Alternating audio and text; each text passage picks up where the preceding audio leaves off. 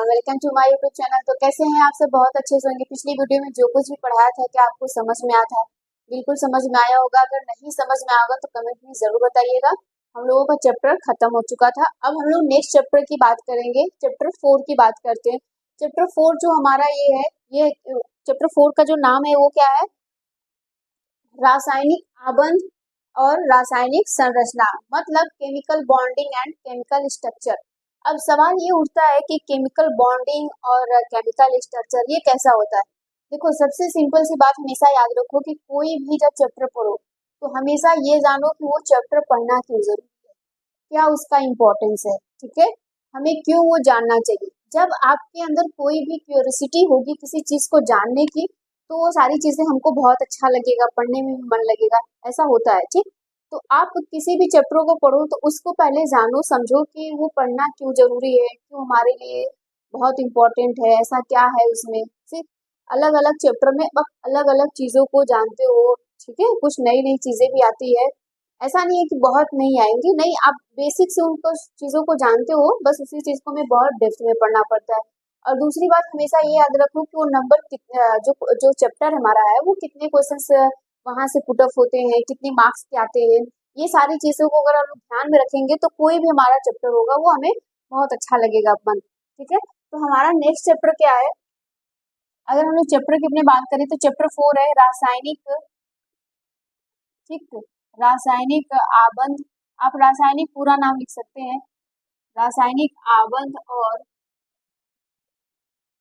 रासायनिक संरचना। ठीक है, रासायनिक संरचना, chemical bonding and chemical structure, ये हमारा चैप्टर का नाम है।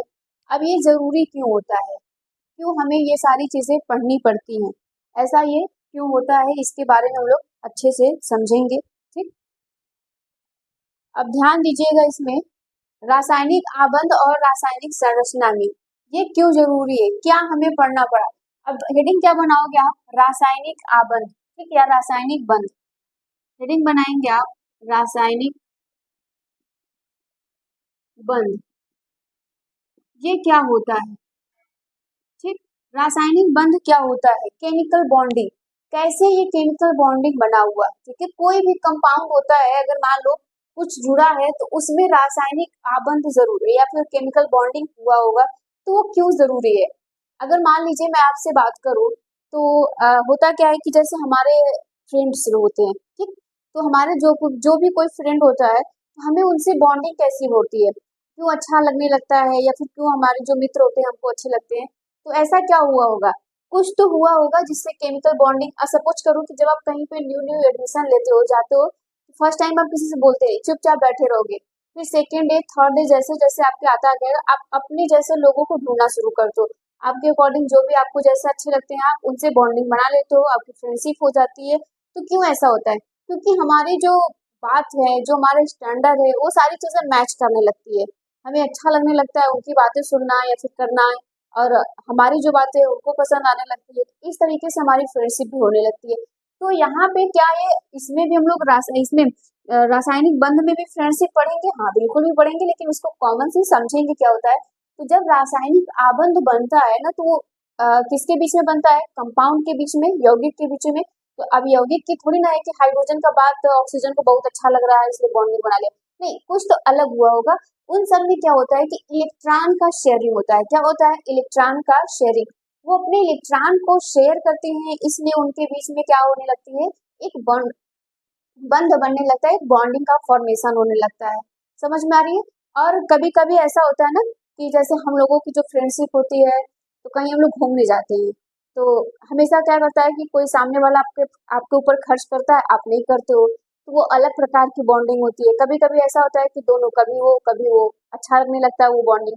कभी ऐसा होता है कि हम लोग कुछ चीजें लेते हैं, दोनों का पैसा लगता होगा, दोनों चीजें लेते होंगे, लेकिन पर्टिकुलर वो किसी एक के पास रहता होगा। ऐसी ऐसी अलग तरीके की हमारी बॉन्डिंग भी होती है। तो यहाँ पर जो हम लोग बॉन्डिंग भी पढ़ेंगे, इसमें भी बॉन्डिंग के प्रकार होते हैं। तो वहां पे भी बेटा इलेक्ट्रॉन को अलग अलग तरीके से भी बताया जाता है कि कैसे इलेक्ट्रॉन किसी को शेयर करेंगे या फिर कंप्लीटली देंगे या कोई नहीं देगा, किस प्रकार से होगा, उसके बारे में भी हम लोग समझेंगे। तो उम्मीद करते हैं कि आपको केमिकल बॉन्डिंग समझ में आई होगी। केमिकल बंध इसमें क्या होता है कि जब दो या दो से अधिक परमाणु, ठीक है, परमाणु हो या तत्व हो, आपस में क्या करते हैं, एक बंध बंध द्वारा जुड़ते हैं, तो हम लोग उसे क्या कहते हैं, रासायनिक बंध कहते हैं। क्या कहते हैं, रासायनिक बंध कहते हैं। तो लिखिएगा, जब जब दो या दो से अधिक अधिक तत्व या फिर बेटा परमाणु, क्या हो जाए, परमाणु आपस में एक बंध द्वारा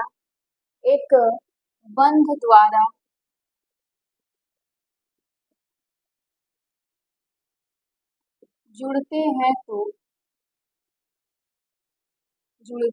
तो रासायनिक रासायनिक बंध कहलाता है। रासायनिक बंध कहलाता है, ठीक है, क्या कहलाता है, रासायनिक बंध कहलाता है, या फिर हम लोग उसे रासायनिक बंध कहते हैं। यहाँ तक तो कोई दिक्कत होगा नहीं। अब बेटा यहाँ पे ये होता है कि ठीक है वो आपस में जुड़े, लेकिन आपस में जुड़ने के लिए भी तो कुछ होना चाहिए, किस वजह से जुड़े। जैसे आप हैं और आपके फ्रेंड हो, कोई भी हो सकता है, तो आप दोनों अच्छे फ्रेंड हो, जुड़े हो, तो लेकिन कुछ तो वजह होगी जुड़ने की, कोई भी चीज। तो वहां पे हमारे क्या होते हैं, हमारे इमोशंस होते हैं, हमारी फीलिंग्स होती हैं, हमारे बात करने का तरीका होता है, पढ़ने लिखने का तरीका, मतलब एक तरीके से पूरा हमारा स्टैंडर्ड जो मैच करता है उस तरीके की। तो यहाँ पे भी जो जुड़े होंगे उसमें भी इलेक्ट्रॉन द्वारा जुड़े होंगे, क्या होंगे, इलेक्ट्रॉन द्वारा। तो नेक्स्ट आप हेडिंग बनाओगे यहाँ पे, बंध तीन प्रकार के होते हैं। बंध, रासायनिक बंध की बात हो रही बेटा, बंध तीन प्रकार के होते हैं, ठीक। बंध कितने प्रकार के होते हैं, तीन प्रकार के होते हैं। पहला कौन सा है, उपसहसंयोजक उपसहसंयोजक उपसहसंयोजक बंध, ठीक। दूसरा कौन सा होगा बेटा, संयोजक बंध, ठीक है, संयोजक बंध। तीसरा कौन सा होगा, आयनिक बंध।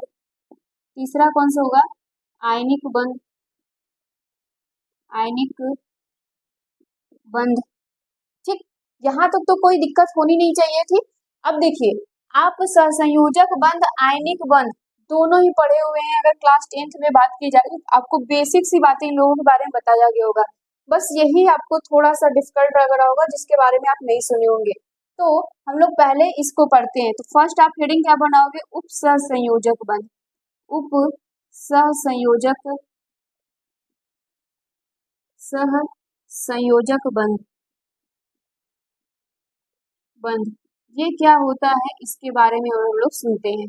उप सहसंयोजक बंध में क्या होता है, इसमें बोला जाता है कि मान लीजिए कोई दो तत्व हैं एक्स और हम लोग वाई ले लेते हैं, ठीक। इस प्रकार के दो लोग हैं एक्स और वाई हैं।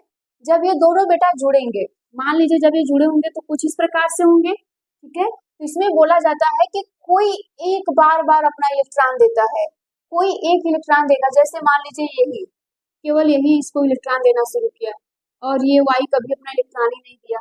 तो इस प्रकार की जो बॉन्डिंग होती है उसे हम लोग क्या कहते हैं, उप सहसंयोजक बंध। जैसे भाई कभी होता है ना कि कहीं भी हम लोग मित्र लोग होते हैं, घूमने के लिए जाते हैं, तो कोई एक ऐसा ही मित्र होता है जो बार बार आपका खर्च दे, बार बार आपका खर्च दे, तो आपको भी अच्छा नहीं लगेगा, उसको भी अच्छा नहीं लगेगा कि मेरा मित्र कैसा है, ठीक है। तो यहाँ पे भी जो बॉन्डिंग बनती है उसको हम लोग क्या कहेंगे, उप सहसंयोजक बंध। इसमें से कोई एक ही परमाणु बेटा क्या करता है, अपना इलेक्ट्रॉन डोनेट करता है, अपना इलेक्ट्रॉन देता रहता है। इस प्रकार की बॉन्डिंग को हम लोग क्या कहते हैं, उप सहसंयोजक बंध कहते हैं। क्या कहते हैं, उप सहसंयोजक बंध कहते हैं। आप इसमें लिखिएगा, उप सहसंयोजक बंध, उप सहसंयोजक सहसंयोजक संयोजक बंध एक विशेष प्रकार का बंध, एक विशेष विशेष प्रकार का बंध है, बंध है। इस इस बंध इसमें इसमें लिखिएगा, इसमें बंध बनाने वाले, बंध क्या हो रहा है ये, इसमें बंध बनाने वाले, बनाने वाले दोनों इलेक्ट्रॉनों, दोनों इलेक्ट्रॉनों, ठीक है, दोनों इलेक्ट्रॉनों केवल केवल एक ही परमाणु द्वारा, एक ही परमाणु द्वारा द्वारा दिया जाता है या दिए जाते हैं, दिए जाते हैं। और दूसरा दूसरा परमाणु परमाणु केवल केवल क्या करेगा बेटा, केवल उन्हें ग्रहण करता है। किनको, इलेक्ट्रॉनों को, केवल उन्हें ग्रहण करता है। उम्मीद है कि समझ में आया होगा, यही चीज है ना।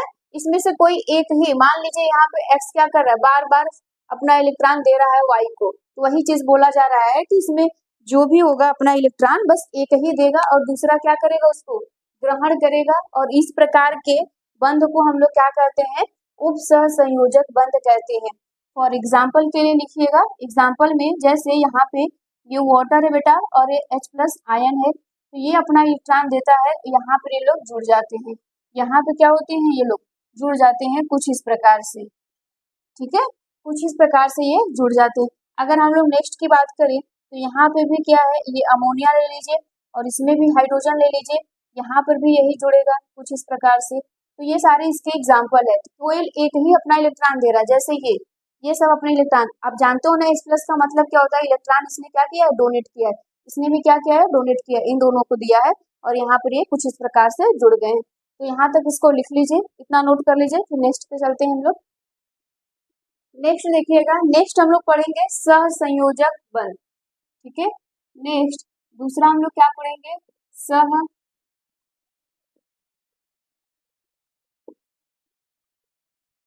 सहसंयोजक बंध।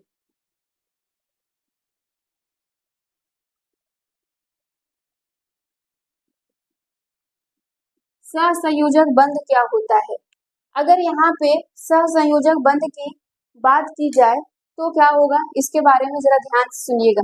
सहसंयोजक बंध क्या होता है बेटा, यहाँ पे बोला जाता है कि जो सहसंयोजक बंध होता है इसको हम लोग कहते हैं कोवैलेंट बॉन्ड। क्या कहते हैं, कोवैलेंट बॉन्ड कहते हैं। कोवैलेंट बॉन्ड में क्या होता है, जल्दी से बताइए। कोवैलेंट अगर आपको पता होगा तो 10th में आपको पढ़ाया गया होगा। कोवैलेंट में इलेक्ट्रॉन की शेयरिंग होती है, क्या होती है, इलेक्ट्रॉन की शेयरिंग होती है। तो जरा ध्यान से सुनिएगा, कोवैलेंट बॉन्ड को हम लोग क्या कहते हैं, इलेक्ट्रॉन की शेयरिंग। मतलब अगर इसमें दो परमाणु होंगे तो दोनों अपना अपना इलेक्ट्रॉन शेयर करेंगे, दोनों क्या करेंगे बेटा, अपना अपना इलेक्ट्रॉन शेयर करेंगे। और आप जानते हैं कि जो सहसंयोजक बंध होता है बेटा, ये दो अधातुओं के बीच में बनता है। क्या बनता है, ये दो अधातुओं के बीच में बनता है। तो इसमें क्या लिखेंगे डिफिनीशन, आप डिफिनीशन में लिखोगे, जब दो परमाणु जब दो परमाणु परमाणु अपने अपने अपने अपने इलेक्ट्रॉन अपने अपने इलेक्ट्रॉनों या फिर इलेक्ट्रॉनों को को साझा साझा करते साझा करके लिखो, साझा करके करके अपना अष्टक करके अपना अष्टक पूरा पूरा करते हैं। ठीक है, क्या करते हैं बेटा, अपना अष्टक पूरा करते हैं, तब बनने वाला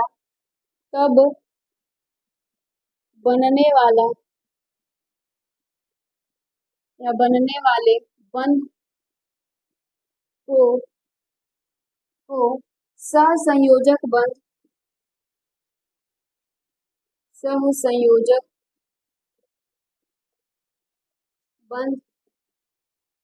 कहते हैं। ठीक है ना, सहसंयोजक बंध कहते हैं। बात समझ में आ गई। इसमें क्या बोला जाता है, ये दो लिखिएगा नेक्स्ट में, ये दो अधातुओं या दो अधातु के बीच बीच बनने वाला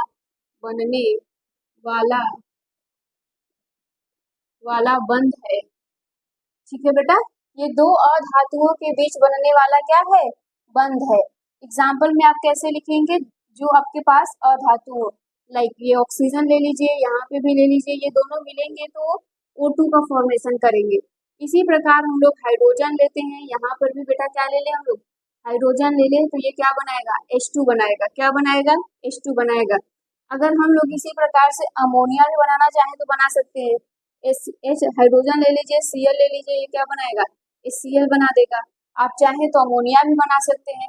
नाइट्रोजन गैस लीजिए नाइट्रोजन गैस लीजिए, हाइड्रोजन गैस लीजिए और अमोनिया आप बना दीजिए। ठीक है, आप बैलेंस कर सकते हो, यहाँ 2 लगा दो बेटा, यहाँ पे क्या करोगे आप, 6 हो गया ना, यहाँ पे 3 लगा दो, ये बैलेंस हो गया। ये कुछ इस प्रकार के बने जाते हैं। अब अगर हम लोग नेक्स्ट बात करें, तो जो हम लोग नेक्स्ट में पढ़ेंगे वो कौन सा बंध आता है हमारे बीच, जल्दी से बताइए, ये किस बंध की बात की जा रही है। यहाँ पे क्या करते हैं, दोनों अपना अपना इलेक्ट्रॉन साझा करते हैं, तो इस प्रकार के बंध क्या होते हैं, बनते हैं। ठीक है, बात समझ में आ रही है ना। अगर मैं ऑक्सीजन की बात करूँ, अगर इसकी बात करूँ, तो ये लोग भी क्या करते हैं, अपना अष्टक पूरा करने के लिए करते हैं ना। अरे भाई, अगर हम लोग ऑक्सीजन की बात करें तो ऑक्सीजन के एटॉमिक नंबर कितना होता है, 18, सॉरी कितना होता है, 8 होता है।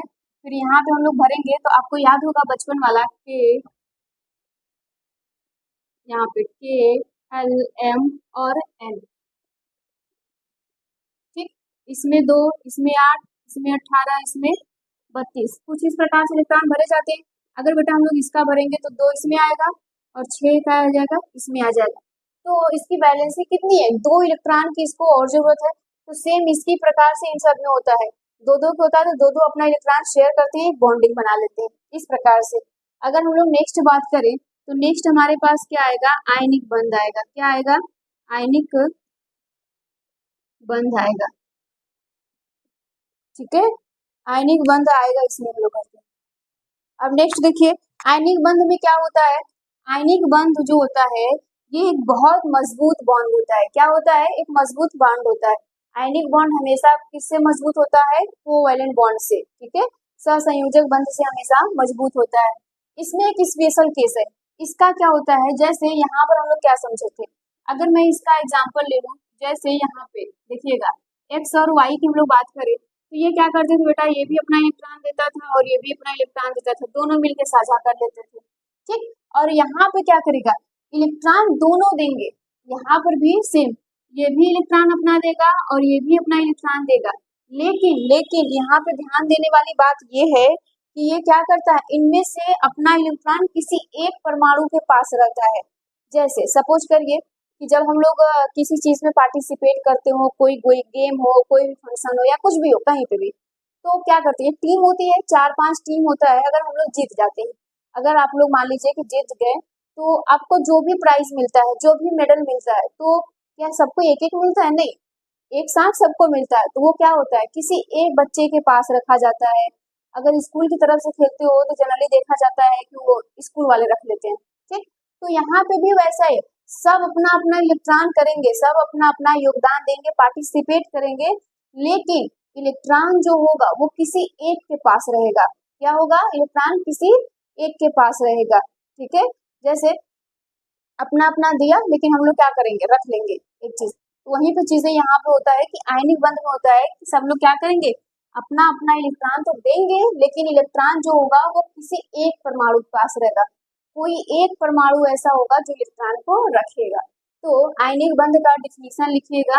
आयनिक बंध भी बेटा इसी प्रकार से होता है, ये भी अपने अष्टक को पूरा करना चाहता है। तो यहाँ पे लिखेंगे जब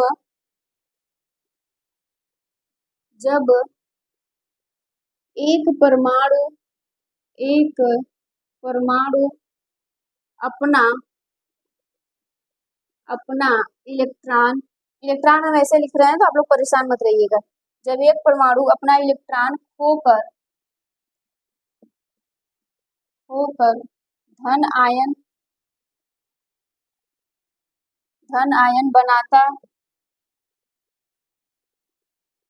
बनाता है और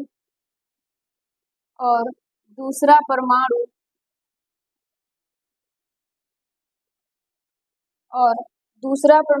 इलेक्ट्रॉन पाकर आवेशित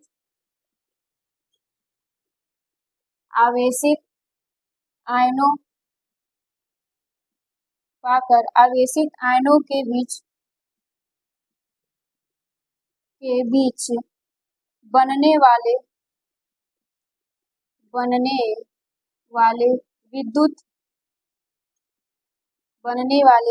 विद्युत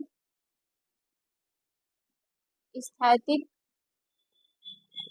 ठीक है, आकर्षण